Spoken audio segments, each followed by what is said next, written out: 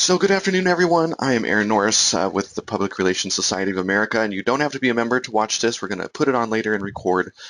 This is the very first time we're trying this. It's called Tech and Tactics. It's for PR professionals, and this is part one. This is sort of setting up for next week. It's a members-only session. It's a little bit more of a round table.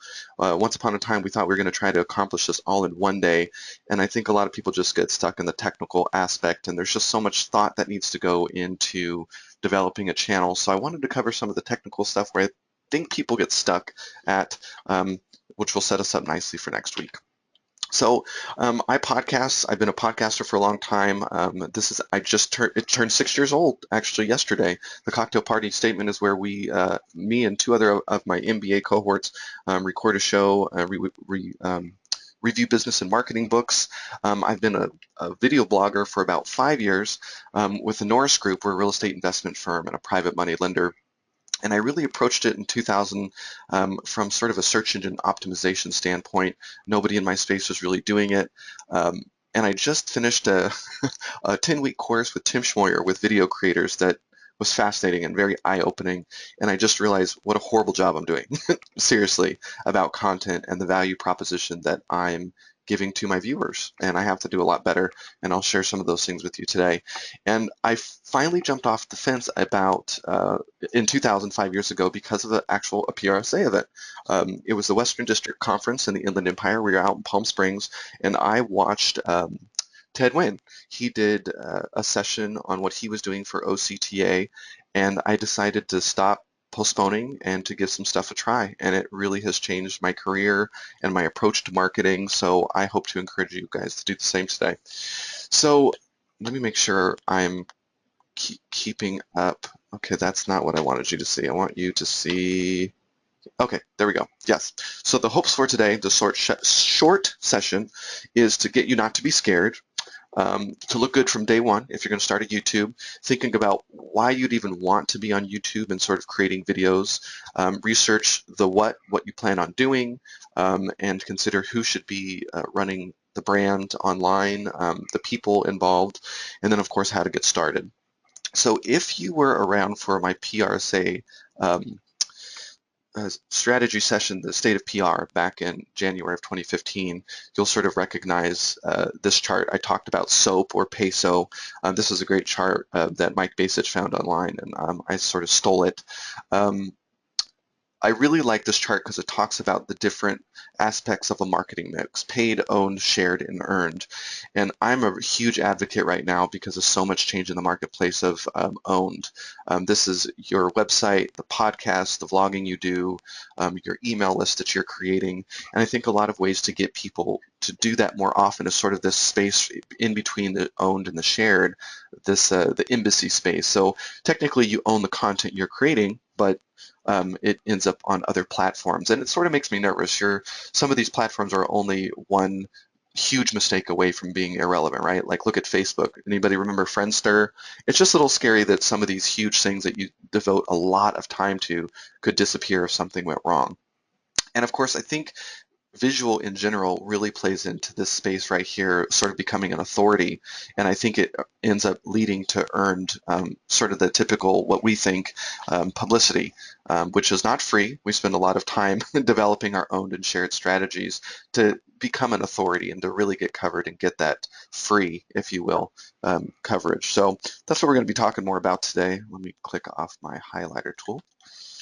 And so back in January, I talked a lot about, digital is up, and of course, TV, radio, print, and other forms of media are down. But the good news is overall, we're consuming a lot more media in general. No matter what age group, we're consuming more online every day. So what we do online, of course, TV, radio, print, of course, is going down. Digital is going up, and I want to reduce as many assets in that digital space as possible, so our customers find us. So I showed this chart. It was presented a little bit differently, but I want you to notice two things: that Google and YouTube are two of the 5 biggest brands, and of course Facebook. One of the things we talked about is, the rumor that people are spending less time on Facebook. And Google algorithms are really trying to create the most relevant experience possible for people so they spend as much time, but I'm seriously thinking about getting rid of my cable television because I actually watch a lot of YouTube. I watch a lot of Netflix, um, and I just got HBO now. I no longer have to subscribe to HBO to get the channel and finally watch Game of Thrones, so I feel like I'm caught up on everything. But they Google, of course, owns YouTube and are in the top five, both of those brands. And when you're on YouTube, you just have to assume that you're going to get some extra love from Google when it comes to search. So the top apps for 2014, 50% of YouTube views are now coming from mobile. So as far as apps are concerned, I wanted to highlight all the YouTube brands that are showing up in the top apps for 2014. They're half. So when you're on YouTube, you get some extra play on Google search, um, Gmail. If you start doing ads and advertising um, in YouTube, you can possibly show up on Gmail. If you have a business page, you might be able to post some of those videos on Maps, and then of course Google Plus. Um, I don't know what's going to happen with Google Plus. There's a lot of talk that maybe they are going to reinvent themselves. We will see. It's just never clicked on like they wanted. So the strategy for video is building value to customers, and I think that's really how you have to approach this. Once upon a time, I'll share a little bit more about my channel. It's just I'm like, okay, I'm going to provide a service, do something cool, but it was also something that forced me to keep learning. Every Friday we cover something called it's a real estate news video. So we blog every day, and on Friday I take all the news coverage that we've been blogging about in the week, and I select like 5 stories that are the top stories for the week, and I create a video. So if people don't want to read, I can say, hey, if you miss this, here are the top 5 stories you probably missed this week, and they can watch it in a couple minutes. Build company and brand. I wanted to build our brand online. I wanted to look very professional, and for at least our business, they're going to be dealing with a few individuals most likely. I'm sort of the forward-facing person, so I'm out in the community, and people come up to me all the time and be like, oh, hey, you're Aaron Norris. I've seen you on YouTube. I love your videos. And it's just sort of conversation starter, and people get to know you, and it's sort of like my 24-hour day, 7-day a week brochure that it's online. I'm providing value, and it's been really good. It plays into our search engine optimization and SEM strategies. And I can't remember in the slideshow if I covered this in more detail, but search engine optimization is, of course, those natural ranking factors. If somebody types in your brand name, if you have a strong YouTube channel that's set up correctly, you're more likely to show up on the first page of Google. And SEM strategies, what I mean by that with SEO and SEM, you have to think about the buying cycle.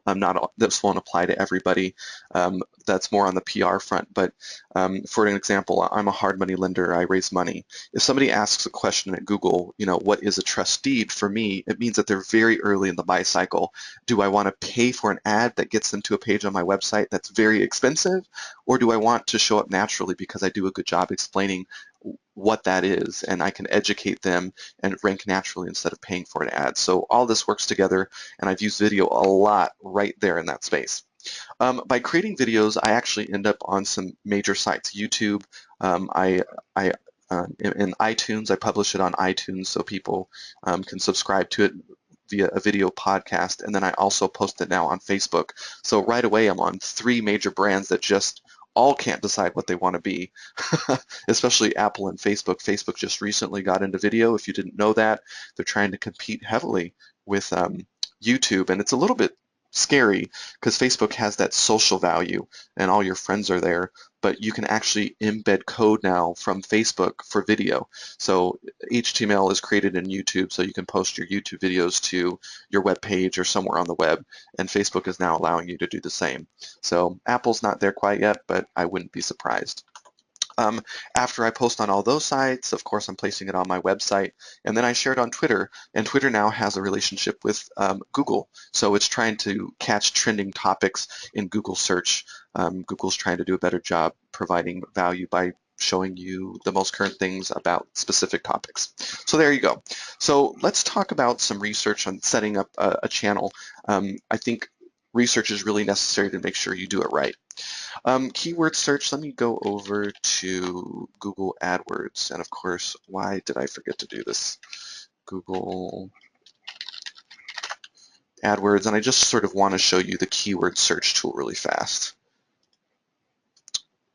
Awkward silence. Um, all of you need to be very comfortable as PR professionals with the concept of keywords, and you really have to think like a human but optimize for computers. What are consumers doing to find you? What are they typing into Google for um, to find the information they're looking for? If you're a utility, are they looking for drought information? Are they going to put drought Riverside? And what are they running up against when they type in that information? Are they running into a video you created, or is it a very politically motivated a site with misinformation? You really have to be aware. In Google AdWords, you have to set up an account, but you can use this tool, the Keyword Planner, and it helps you find keywords. And it's also going to give you an idea of exactly how many people are searching for that term. So if you're typing in something super specific, maybe it's a good thing or it's a bad thing. So if I keep on using the example of, let's do healthcare, because a lot of people in PRSA work in the healthcare field. If I go, best rated hospitals in the Inland Empire. If I created a video as one of our local hospitals, maybe we were acknowledged in the Press Enterprise or recognized for some of our research or something. Maybe I could say hospitals in Inland Empire, and of course I misspelled that.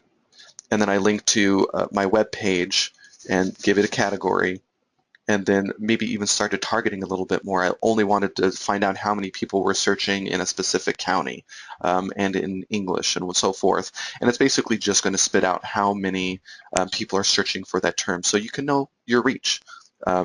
Now, that applies great because maybe you can say, you know what, the search is so little and it doesn't really matter. I'm going to just at least know the keywords that I want to put in my videos. So keywords really dictate some of the things that you should be saying in your video.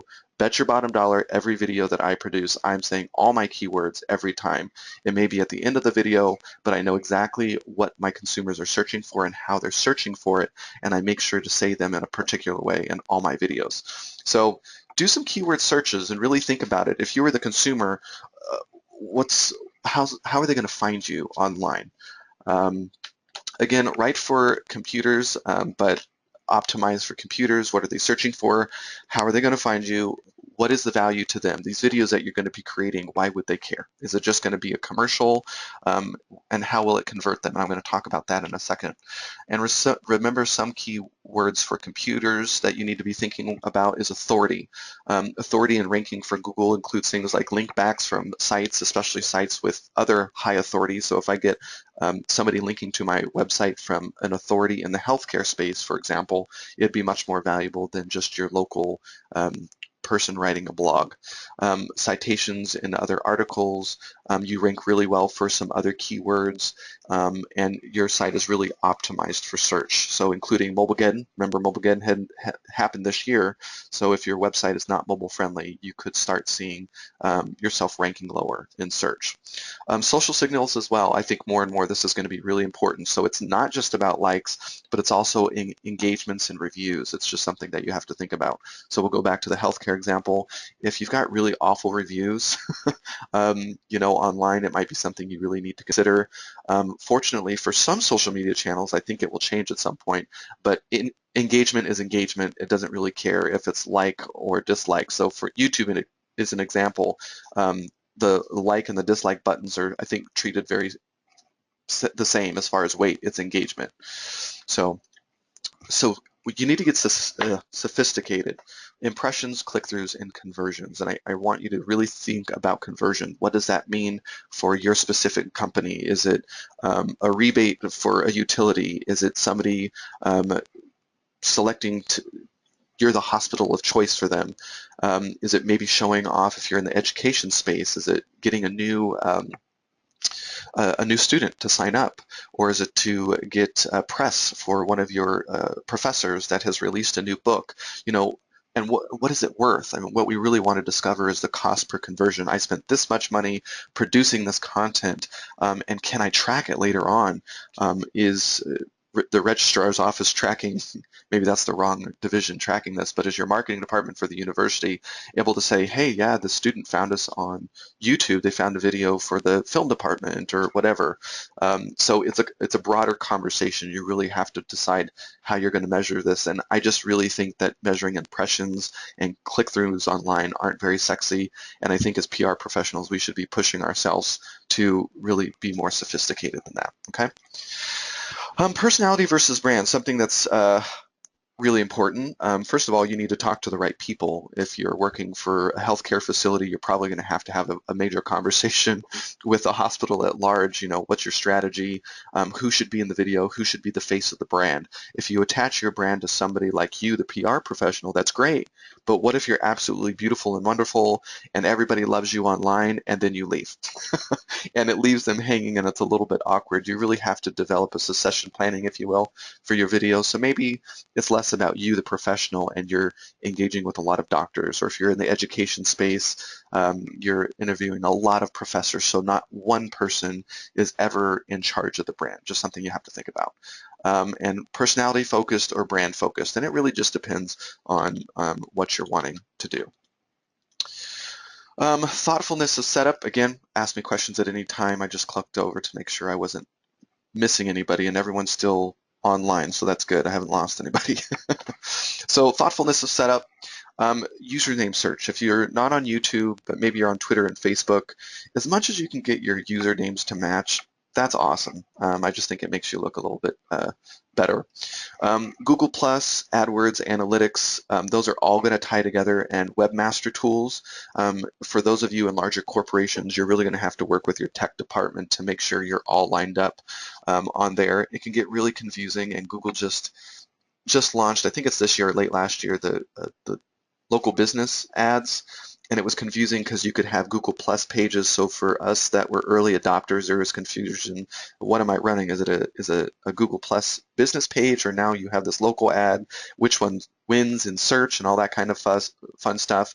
And then I think it was early last year where your Google Plus page was tied to a YouTube channel. So you just want to make sure you do it right up front, work with your technical people to set it up right, and you should have analytics anyway on your website, so you could track things like where you're getting the most referrals from, keywords, how people are visiting your websites, if it's mobile, you know, all that kind of great stuff. And this really educates you as far as what you should be doing in AdWords if you're going to get into the paid advertising space. Okay, and this of course also plays into other social media like Twitter and Instagram, depending on what you're doing. So YouTube and channel art, this is another annoying thing that they constantly seem to change. As soon as you get one banner done, it seems like they change the dimensions. At the bottom of this video, let me highlight this. Hopefully you can see this. I created a bit.ly link for you. You can end up going there, and the presentation is going to be there, as well as this banner artwork. This is for the main banner up in YouTube, and I'll show that to you on my page in a second. That safe area right here, if your main design work here is optimized and stays within that space, it's good for mobile. So this is the whole artwork right here, but if you keep all your major design work in here, depending on if people are looking on mobile, which of course they are 50% of the time, you're set to go. But the PSD file on that is in this folder for you. I don't want to spend too much time on that because that's graphic design. You're probably going to work with somebody, and I'll give you some tools later if you don't know enough about Photoshop and things like that, how you might be able to do it on the cheap.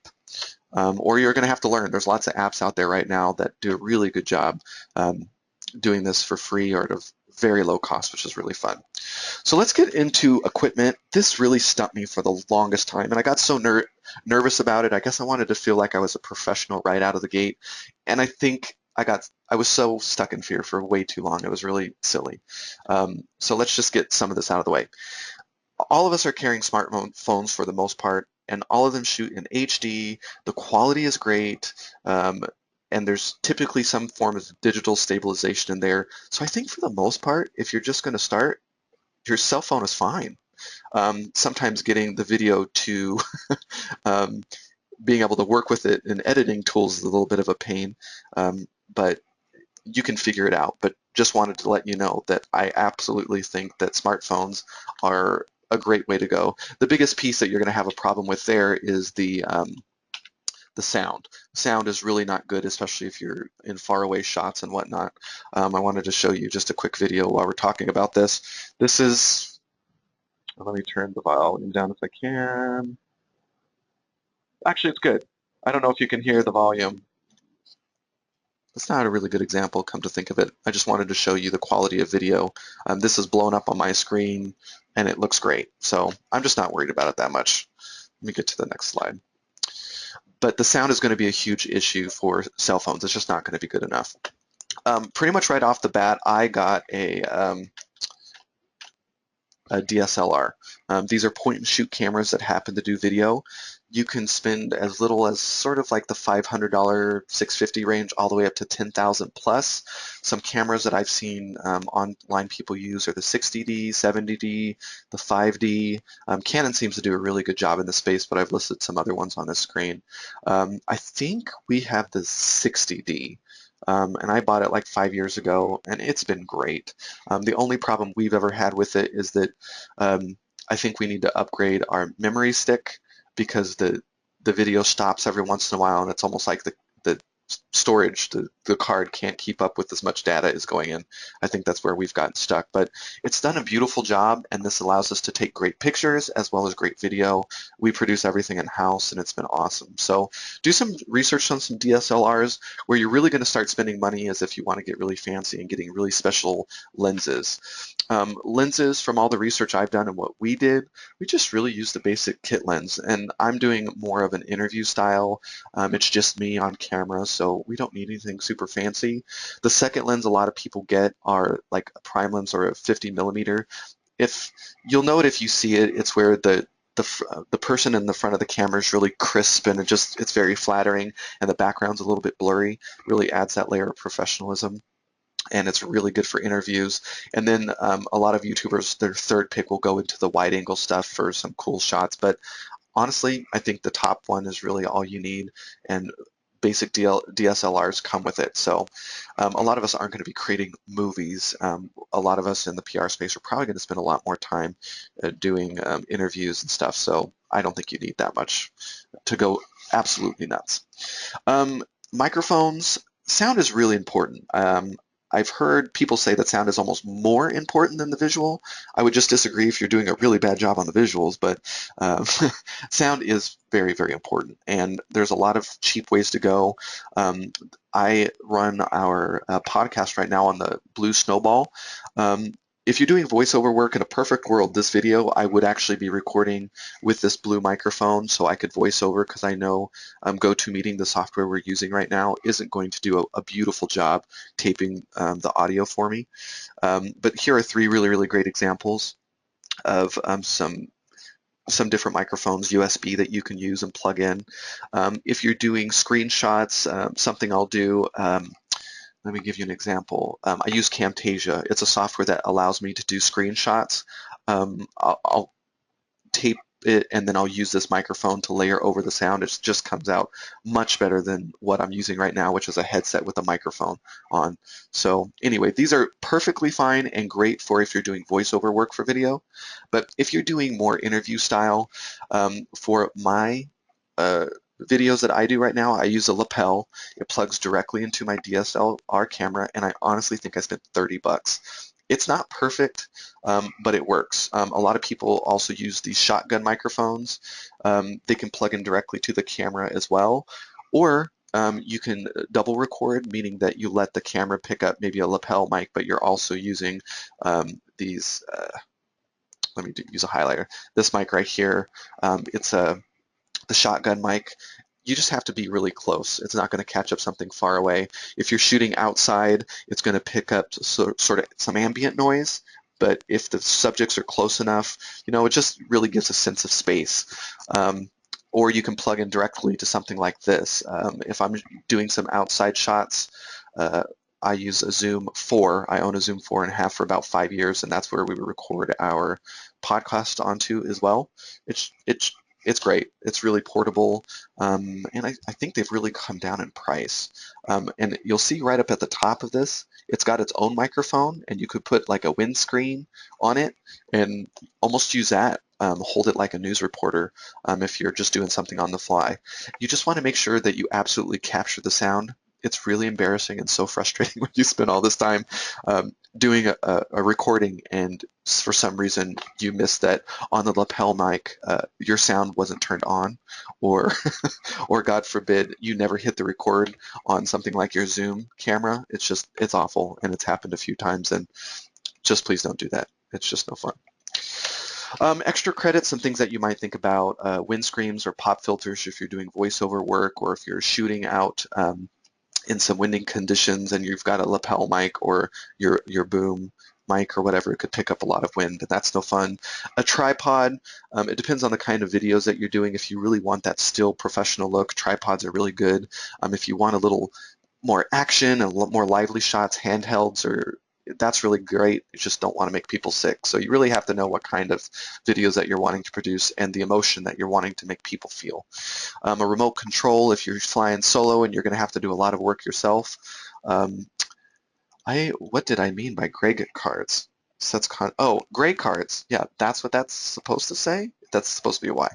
Gray cards is just a little tool to help you set the white balance and contrast on your camera. So you end up with good quality in, and then of course your memory cards you're going to need. Bring some extra. Nothing worse than filling up your card and being out of space and you have to delete something. I wanted to bring up one more point before we moved into lighting. Quality. You really, really focus on quality in. Uh, all of us have done this. You've taken really bad pictures and you try to fix it in Photoshop. Not a good idea. Lighting. 3-point lighting is sort of the industry standard if you are doing interview work, and it's what we do. I sort of do it on the cheap, and I don't try too hard. I'll link out to our channel so you can see some of the stuff that we're doing. But you can do this really inexpensively. I've seen kits starting at around $100. It's come down a lot. You can always shoot outside. You just really have to be worry about consistency and noise. It depends on the conditions. The talent could start to sweat. Wind could be an issue. I have an issue. I can never shoot outside because we work very close to a railroad, the tracks, and they always blow their horn right when we're trying to shoot, and it's always very funny, but very loud. So we just have stopped trying to even shoot outside. And again, style. Lighting doesn't have to be sort of this 3-point setup, which I'll go over right now. It'll be visual and help you out. But you might want something to be more stark or more dramatic. It just depends on the emotion you're trying to evoke. So let's just go over 3-point lighting really fast. There's really 3 main pieces. There's the key light, the fill light, and the hair light. The key light, if the subject is sitting right here on this chair, the key light is going to be at a 45-degree angle, and it's going to be the brightest or the closest, so it's the brightest. Second is the fill light. The fill light you want it to be a little bit softer, and it's going to be at the opposite side of 45 degrees, and maybe you just back it up a little bit. It's just going to fill in some of the dark shadows and just create a nice overall lighting of the subject. And then the hair light is up above and behind the camera. You want to make sure that no direct light is getting into the lens, but it creates just a really nice professional overall lighting for the subject. You can always bonus points for your background lighting if you want to light up a background. You'll see the source of this. If you download the presentation, I didn't do the full slides. It was actually the slides, and then underneath is links to some of the YouTube videos to where you can see where I got some of these slides or pictures throughout this whole presentation. I actually think the presentation you're really going to like because of that. In this particular video, he shows what it looks like with those background lights on and off. With them on, it's a very white background, and with them off, the subject is still beautifully lighted, but it just creates a little bit more of a dramatic effect. So that's it. I mean, I got stuck for a long time on lighting and I got really nervous about it, but there's some really inexpensive ways to do it. And you can do it with lights that you just have around the house. It's really doesn't have to be that complicated, but the setup concepts you just really need to know. Software. They've got lots of free software now, including YouTube. YouTube has its own editor. I'm not going to go into any of these because that would just take way too long, and it just takes fudging to learn any of these softwares. But you've got YouTube, iMovie, Windows has a free little editor, and they're going to be light. They're not going to have a lot of features.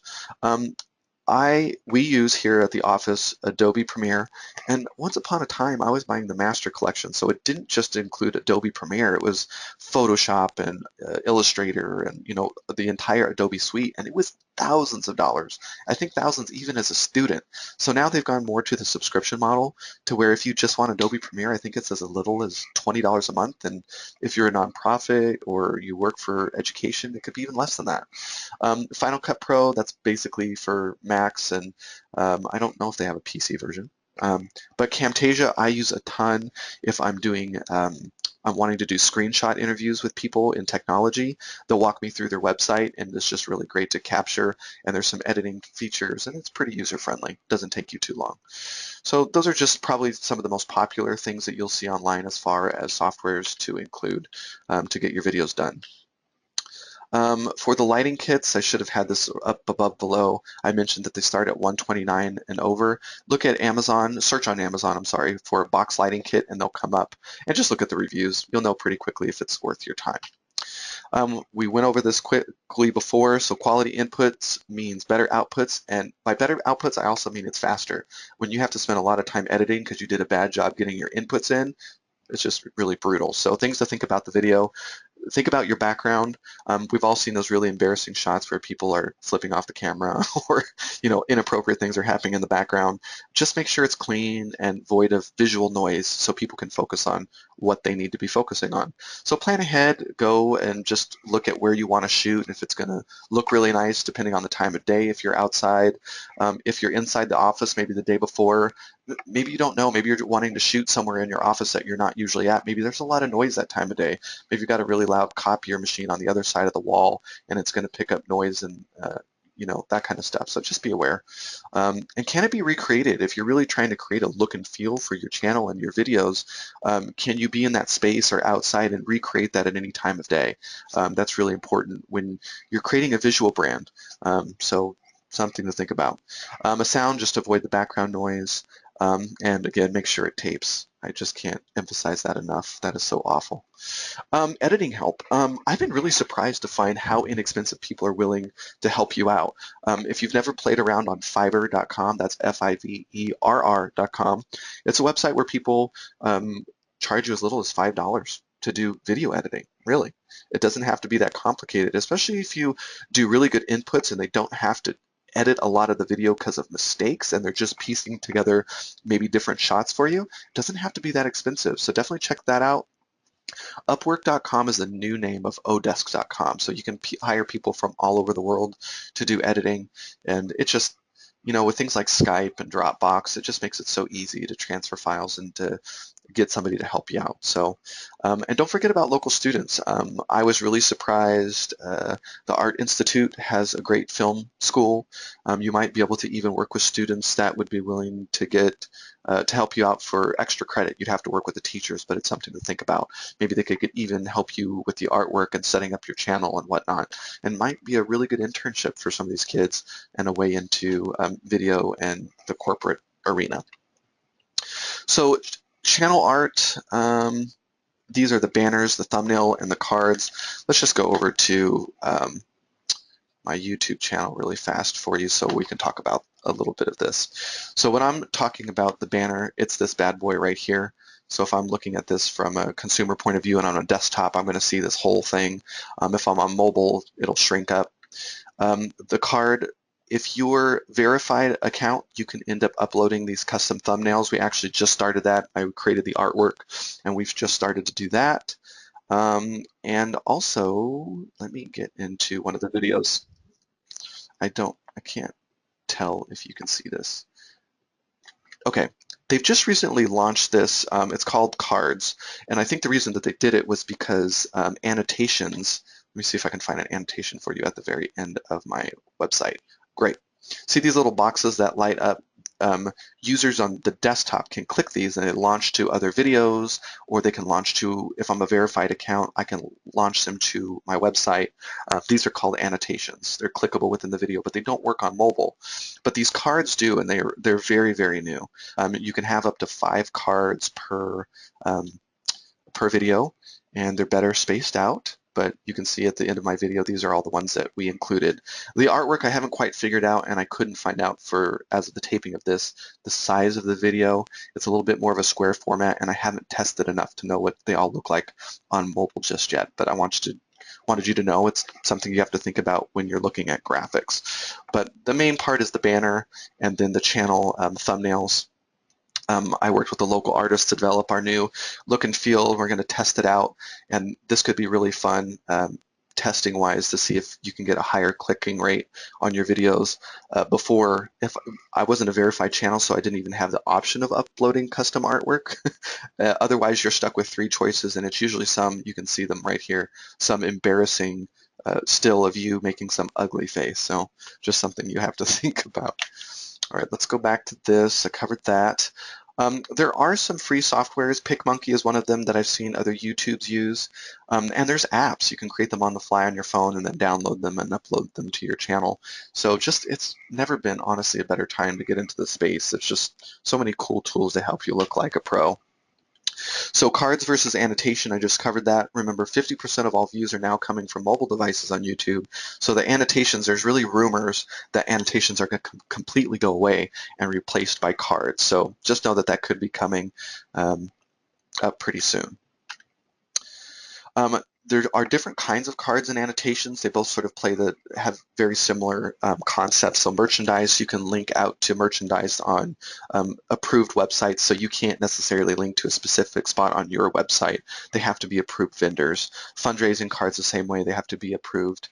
You have to be a 501c3 and I think link to whitelisted websites. Videos and playlists, though, as long as it stays in YouTube, I haven't ever had a problem. Maybe you want people to link, like, hey, if you like this video, maybe you'll really like this, or learn more about visiting our hospital here, tour a room.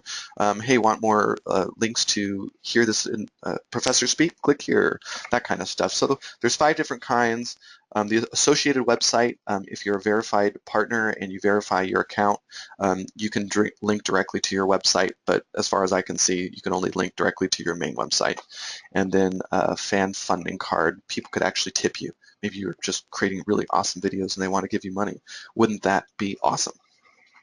So that's sort of the technical aspect. As I said, when you download the presentation today, it's going to be the presentation style where you'll be able to see my presentation, but underneath there's going to be more resources for you and links out to other YouTube videos that you can watch to learn more about the specific subjects. Coming up next week for members who are coming, I think right now we have 10 and the max is 20. We're really going to talk a lot about storytelling and the value composition and how you're going to get traction. Some of it is an SEO play, but how do you build value and why do people, do you hear the railroad? Isn't that funny? The value, why people are going to keep coming back. And if that's your strategy, we're all going to have different ones depending on where you're coming from. And we're really going to get to bat it around because we covered this stuff now. That's why we wanted to do it. I didn't want to overwhelm you with the technical side because I think it's going to take a little bit more time for you to do your homework, set up all the accounts, and if you have specific questions, come in with them. But I didn't want to get stuck. I want to talk a lot more about strategy. So let's talk about the homework. If you're going to come, I want you to do a lot of thinking and planning. So you need to identify your assets and decide what's valuable in the context of your company. So what I mean by that is assets can come in many different flavors. It can come in by way of your products, the people that work in your company, and place. Let's talk, the Mission Inn is a huge asset. And how do you show off that asset the best in the current market and for online? You see what I'm saying? And then what's important in context? What makes it important online? Why are people going to show up? What's valuable to your viewers online? So you really have to have that conversation. And I wanted to go over this. If you went to the presentation in January, you might be familiar with this. But this comes from the book Blue Ocean Strategy, and it's one of my top 3 books that we've ever done on our podcast. If you haven't read it, it's one of my favorites, and one of the reasons I like it is this chart right here. this is a case study in the book about Cirque du Soleil. 20 years ago, did any of us ever think that there was room for anybody in the circus space? Probably not. It seemed very crowded with Ringling Brothers and Barnum and Bailey, old standbys that have been in forever. But Cirque du Soleil really came in and challenged our concept of what a circus could be by eliminating expensive things, reducing others, raising other features, and then creating a whole new area that their competitors just couldn't even compete in. And that's what the book refers to as blue oceans. It's uncharted territory. And it's really, if you're a marketer, it's that value proposition that makes you really special, of why customers are going to you. So in this chart, you're going to see this low and high, and this is really the offering level that you're offering, okay? Along the bottom are the different competition points of your company and companies like you. So when we're talking about circuses, up here you're going to see Ringling Brothers, smaller circuses, and then the blue line is going to be Cirque du Soleil. So they decided to eliminate, up here, these are the different categories, reduce, raise, and create. They decided to eliminate completely star performers, animal shows, aisle concessions, and multiple show arenas. 20 years ago, if we heard that, we would have thought they were absolutely bonkers, because that is a circus, right? They eliminated those completely. They decided to reduce a little bit the fun and the humor, maybe get rid of the clowns, but several of their shows sort of has something similar.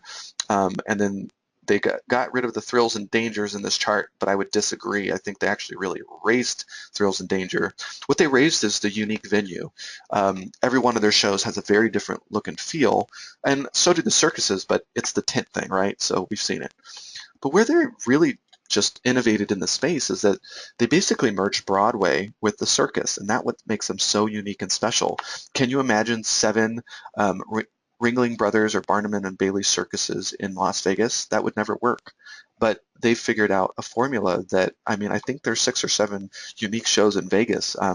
That's how well that they've done. It's pretty outstanding. To this day remains one of my all-time favorite shows, Broadway or not. I even hate clowns because I watched Poltergeist when I was too young, and the clowns in just don't bother me. Anyway, way too much information for you. But I want you to use this chart. Think about your competition and you, and how you stack up and what we're trying to identify. Each one of these things on this chart can be a competition point. What are we going to exploit in video that even matters and makes a difference and can maybe be a clue on how to create value in our video channels, and not just video channels, in our overall communications and marketing, okay? All right, so we're going to work on identifying the assets. Who are the people to leverage? What do you have that's special and valuable? And how can you best provide value to the audience we're trying to reach? I'd like you to do some keyword research. Really put yourself in the place of the consumer. What are they searching for? How are they going to find you online?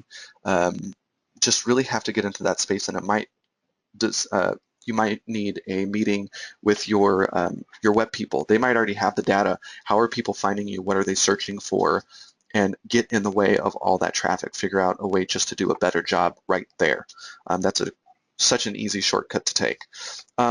The 5-channel challenge. I want you to find case studies in your industry. We're all working in different space. So whether in healthcare, education, and government, which is really the top 3 for us at the Public Relations Society of America in the Inland Empire, you know what? You've probably seen other channels online. So look for the best of breed worldwide. Look on YouTube, do some searches based on your keywords and what's showing up. What channels do you personally what are you personally drawn to? So this doesn't have to be industry specific. This could just be because you love watching YouTube like I do. And why are you attracted to those channels? I actually just discovered this. I didn't know that it was available. It's not that. It is, where is it? Oh, please don't say I got rid of it. Oh, here we go. And I put the link on the presentation, so you'll see it there. It's youtube.com/trends dashboard. And you can do a little bit of a search by what people are looking for. So it allows you to do all these different searches and see what people are looking at based on area. So let me go back to the trends, because I thought this was pretty interesting. So I didn't find Riverside, but maybe I wanted to compare what males ages 13 through 17 are looking at compared to San Diego in that same area. So United States versus San Diego versus Los Angeles. So I think for the most part, these are the major metropolitan areas. But apparently Taylor Swift is absolutely killing it in San Diego and Los Angeles compared to uh, nationwide. But it really varies. I mean, just for fun, let's increase this all the way to 65-year-olds and see if it's consistent across the board. So why I'm showing you this is we also have an idea of who our audience is made up of and maybe a demographic that we're trying to target. What I want you to think about with this is like, okay, why are they watching this? Is it sensational? Is it driven by personalities? Is it they're attracted to the drama? You know, what is it? And try to get into their heads a little bit. It's not perfect, but it just gives you an idea of what people are watching. I just think it's really important to get an idea of what's trending. And you know what? You personally should show up on YouTube and just be there as a consumer and think about user experience. Why do you stick around? And what do you like about watching specific channels? And then I want you to develop your channel pitch finally. This is going to be sort of your what you think you want to do, because I want to go around the table at the session at lunch and really talk about, okay, what are you thinking? And let's get feedback from the room if we think it's going to work and if we would watch that as a consumer. But I want it to be an educated pitch. I want you to do your homework and we want to make the best use of this time and we can provide you the best feedback possible. Okay, so some extra resources for you before I take questions are going to be videocreators.com. That's where I just finished that the 10-week course. It was actually the first one. He did that. 16 of us for the last 10 weeks.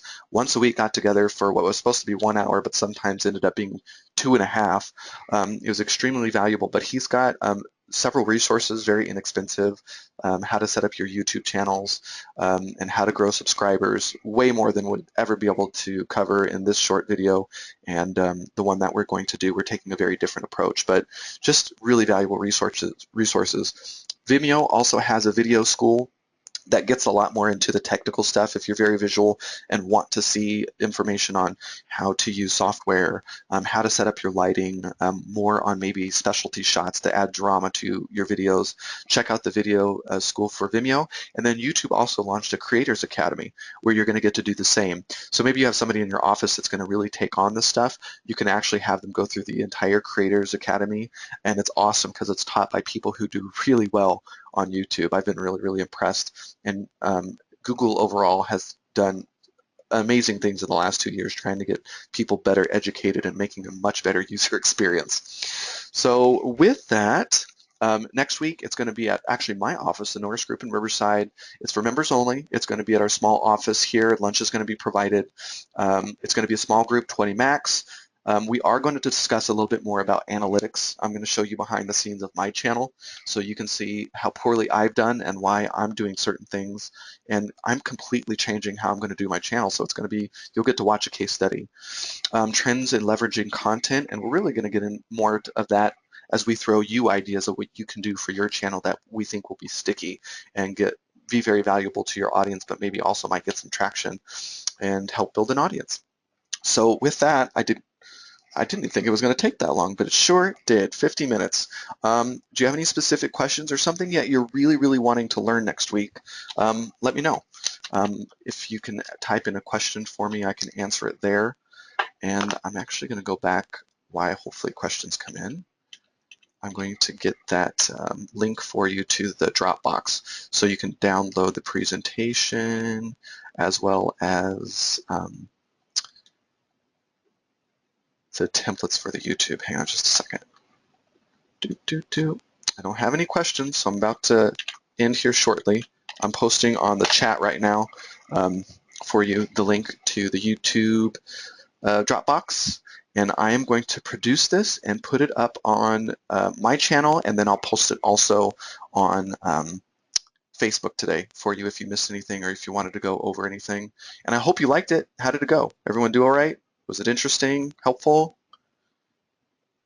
You didn't touch on music copyright. Will you be going over that next week? You know what, May? I will, because that's tricky. You know what, one time I tried to do a live event and I didn't even think about it. In the ambient music, we had copyrighted music and we thought we were going to air this event live, and it was our big charity gala. We got shut down by Google. It was really embarrassing, and really frustrating.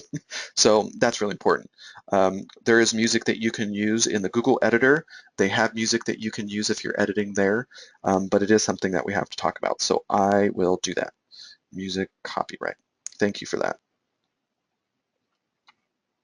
And while I'm at it, I'm also going to look at video copyright because I've been a little bit surprised that people have been dragging video from commercials from big brands, and they haven't got dinged. I just don't know enough about that because it's not what I produce, but I definitely want to know. So um, thank you, Mark. This took me a lot longer than I thought it was going to since I've been doing this for so long, but um, I still got a long way to go. As soon as you start digging into any of these channels, you realize you just don't know as much as you thought you knew, and it keeps changing.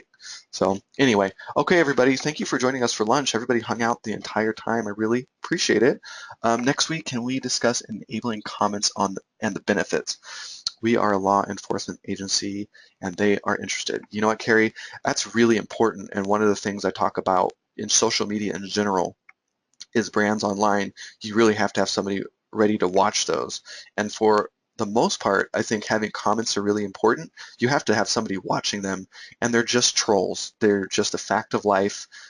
You can block people, but yeah, let's have that conversation about, we'll have a troll conversation. Trolls and comments and whether to turn them on and off. You know, Google wants to show video that's engaging and has people liking and commenting and whatnot, but there are some definite risks where I could definitely see as a brand, I'd be really worried about that. So very, very good. Okay, guys, well, I've got my marching orders of some more things that you want to cover. And if you can think of anything else when I post this on Facebook,